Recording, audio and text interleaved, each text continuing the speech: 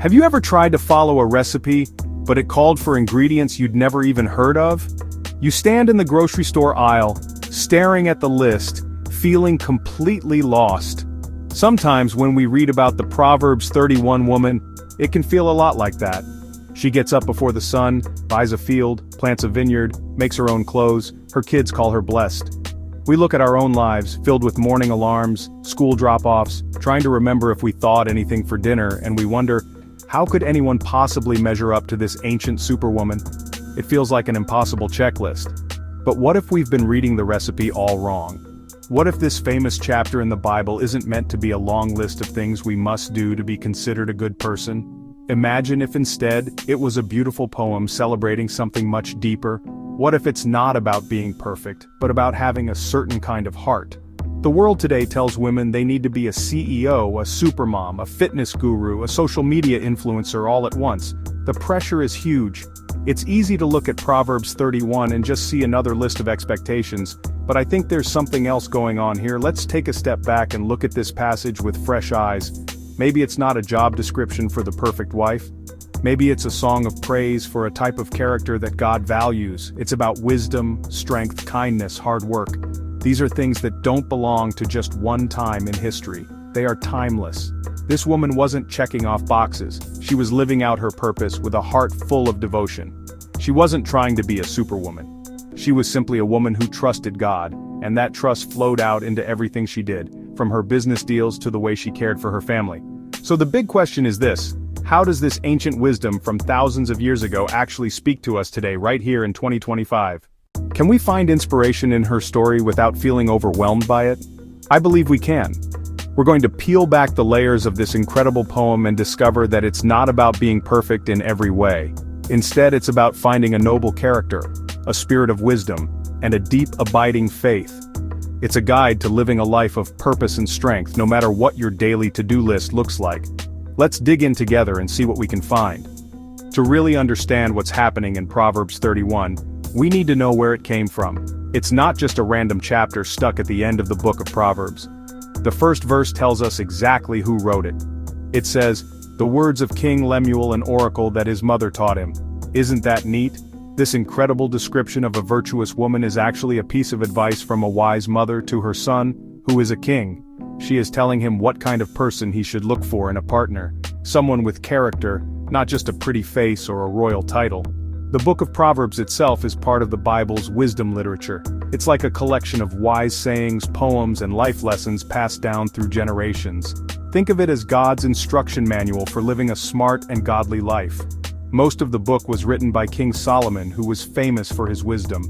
But this last chapter is special because it comes from a different voice, the voice of a queen mother. She wanted her son, the king, to rule well and to build a family that honored God.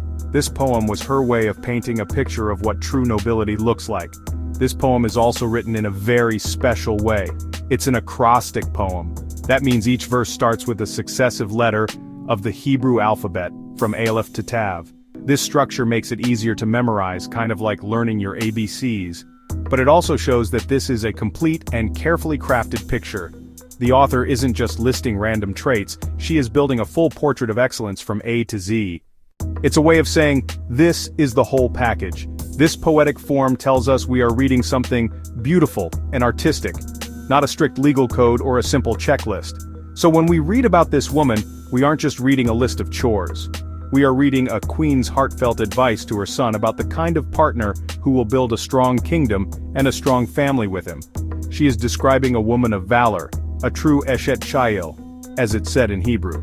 This phrase is powerful. It's the same word used to describe mighty warriors. This isn't a poem about a quiet, timid woman. It's a celebration of a strong, capable, wise partner who is a force for good in her world. This context changes everything, doesn't it? The poem kicks off with a powerful question in verse 10. An excellent wife who can find, she is far more precious than rubies. Right away, the author sets the stage. We're not talking about someone who is just nice or good. The Hebrew phrase for excellent wife, Eshet Chayil, is so much bigger than that. Chayil means strength, might, valor. It's used to describe armies and heroes. So a better translation might be a woman of valor, a woman of strong character. She is a powerhouse. Her value isn't just high, it's immeasurable. worth more than the most expensive jewels. This comparison to rubies is really important. In the ancient world, rubies were a symbol of extreme wealth, rarity, beauty. But the poem says this woman's worth is far more than that. Her value isn't in her external beauty or the riches she might bring to a marriage. Her true value comes from her character, integrity, strength, wisdom. This is a radical idea, both then and now. Our world often measures a person's worth by their looks, their bank account, their social status. But from the very beginning, this poem tells us to look deeper, to a value that doesn't fade. The next verse says, "The heart of her husband trusts in her, and he will have no lack of gain." This trust is the foundation of everything. It's not a blind trust, it's earned. Her husband knows he can count on her, he knows she has his back and that her decisions are wise. This isn't about her being submissive or silent, it's about being a reliable, trustworthy partner. Because of her character, their household prospers, she contributes to their success. He doesn't lack gain, which can mean material wealth, honor, respect, a flourishing life. This idea of trust is central to her entire being. She brings her husband good, not harm, all the days of her life. This isn't just about avoiding arguments, it's a lifelong commitment to the well-being of her family, the well-being of her partner. Her actions are consistently aimed at building up, not tearing down. She is a source of stability, security, blessing. Her worth, more precious than rubies, is demonstrated every single day through her faithful, trustworthy character. She is a pillar of strength, and that strength creates a safe and prosperous home. If you thought this woman spent all her time at home, think again. This poem paints a picture of a savvy and hardworking businesswoman. Verses 13 and 14 say, "She seeks wool, she seeks flax. She works with willing hands. She is like the ships of the merchant. She brings her food from afar. She isn't passively waiting for resources to come to her. She actively seeks them out. She is a textile producer, finding raw materials and transforming them into valuable goods. She doesn't just work because she has to, she works with willing hands, finding joy and purpose. Her business mind doesn't stop there. She's also a global importer. Comparing her to a merchant ship means she is resourceful and thinks on a large scale. She isn't limited to the local market. She finds the best goods from afar. She is strategic, well-connected, and goes the extra mile for her household. She manages her home's supply chain like a logistics expert. Her home becomes a center of abundance. The poem gets specific. Verse 16, "She considers a field and buys it. With the fruit of her hands she plants a vineyard." Wow, this is a woman who deals in real estate. She doesn't just impulsively buy something, she considers it. She evaluates the property, weighs the risks and benefits, and then makes a purchase. Then, she doesn't just own the land, she develops it. She uses her own earnings to invest in an agricultural project, a vineyard. This shows financial independence and foresight. She is not just a worker, she is an owner, an investor, and a manager. Verse 18, "She perceives her merchandise is profitable and her lamp does not go out at night. She has a keen sense of business and knows her products sell. That motivates late-night work. Her lamp symbolizes diligence and constant productivity. This is a passionate entrepreneur building lasting value for her family." While the Proverbs 31 woman is clearly a brilliant business person, her character is defined by more than just her success. Her strength is not just for her own benefit, it flows outward in compassion for others. The poem describes her physical and inner strength in verse 17. She dresses herself with strength and makes her arms strong. This can be taken literally. She is physically fit and capable of the hard work she undertakes. But it also speaks to a deeper inner fortitude. She girds herself with spiritual and emotional strength, ready to face any challenge that comes her way. This strength is beautifully balanced with generosity. Verse 20 gives us a clear window into her heart. She opens her hand to the poor and reaches out her hands to the needy. This is honestly a powerful image. She doesn't just toss a coin from a distance, she opens her hand and reaches out her hands. Her success and prosperity are not hoarded.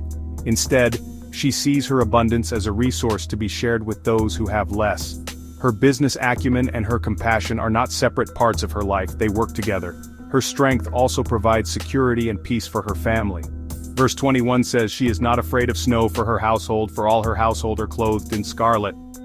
In a time before central heating, a heavy snow could be a life-threatening event, but she is prepared. She has worked ahead to make sure her family is protected. They are clothed in scarlet, which some scholars suggest refers to a thick, high-quality and warm double-layered fabric. She has used her skills as a textile producer to ensure her family's safety and comfort no matter what storms may come. Her foresight turns potential fear into peace. This combination of strength and kindness is what makes her so remarkable. She is strong, but not harsh. She is successful, but not selfish. She is a provider, but also a protector. Her hands are busy creating wealth, but they are also open to give it away. This shows that her character is whole. True biblical strength isn't about being tough and unfeeling. It's about having the power and resources to make a positive difference, both within your own home and in the wider community. She is a picture of how strength and tenderness can, and honestly, should exist together. Beyond her actions, the Proverbs 31 woman is also characterized by what she says. Verse 26 is one of the most important lines in the poem. She opens her mouth with wisdom, and the teaching of kindness is on her tongue. The Hebrew word is chest, a deep biblical concept. It means more than being nice, loyal love, mercy, faithfulness, the kind of love God shows his people. Her teaching is filled with grace and steadfast love. She doesn't use wisdom as a weapon to prove she's right. She uses it to build people up, to encourage, to guide, gently and lovingly. One of the most inspiring traits is her attitude toward the future. Verse 25, strength, dignity. She laughs at the time to come. Her laughter isn't wishful thinking, it's grounded in her preparation and abilities. She has done everything she can to create a stable future for her loved ones. She isn't worried because she's been working faithfully in the present. As the poem draws to a close, it reveals the secret ingredient, the ultimate source of this woman's incredible character. Verse 30 declares, "Charm is deceptive and beauty is fleeting, but a woman who fears the Lord is to be praised." This is the heart of the matter. All of her business skills, her strength, her kindness, her wisdom are built on this one foundation, her reverence for God. In the Bible, the fear of the Lord means having a deep respect, awe, reverence for who God is. It's about understanding his power, his holiness, his love. Her entire life is an act of worship. Her relationship with God is the engine that drives her entire life. We've walked through this amazing poem, and now we come back to our big question: what does this mean for us right here, right now? It's clear that this isn't a literal checklist. The point of Proverbs 31 is not to copy this woman's specific jobs, but to cultivate her character. The Eshet Chayil, the woman of valor, is a spirit, an attitude, a heart posture that any person, man or woman, can aspire to.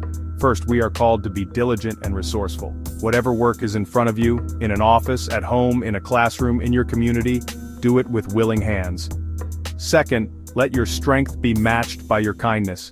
In a world that often rewards being loud and aggressive, the Proverbs 31 model shows us that true strength is generous. Finally, and most importantly, anchor it all in the fear of the Lord. None of this is possible through sheer willpower. It flows from a heart that reveres God. Charm, worldly success are fleeting, but a life devoted to God has an eternal weight and value. So I challenge you, which one of these character traits can you focus on cultivating this week? Share your thoughts below, and let's continue to seek this timeless wisdom together.